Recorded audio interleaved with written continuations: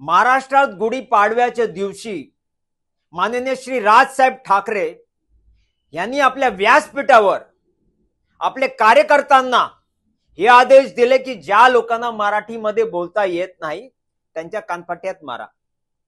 राजसाहेब ठाकरे, तुम्ही हिंदूंना मारायचा आदेश दिलेला आहे असं वाटतोय, कारण तुम्ही ज्या सिक्युरिटी गार्डला मारला तो हिंदू होता।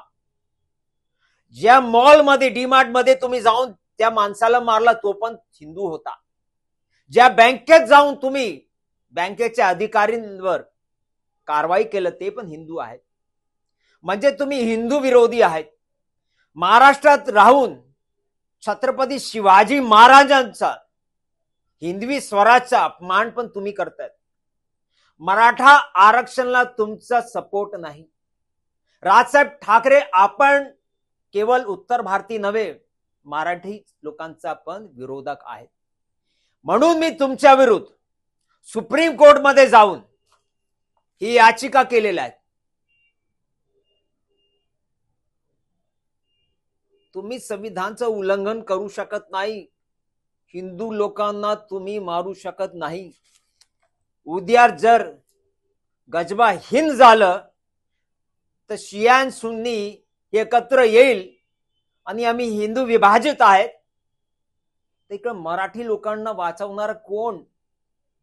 आरएसएस मध्ये, बजरंग दल मध्ये आम्हाला गर्व आहे। 90% जे कार्यकर्ता आहेत ते उत्तर भारतीय आहेत।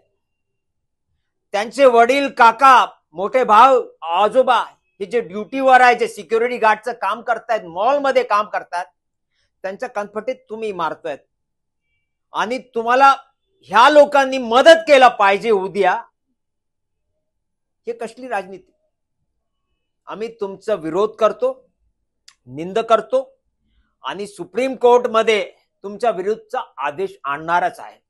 मी पंडित सुनील शुक्ला, उत्तर भारतीय विकास सेना, एक सनातनी हिंदू पार्टी म्हणून आम्ही सगळ्यांना हिंदूंना संघटित करणार आणि तुमच्या विरुद्ध उभा ठेवणार।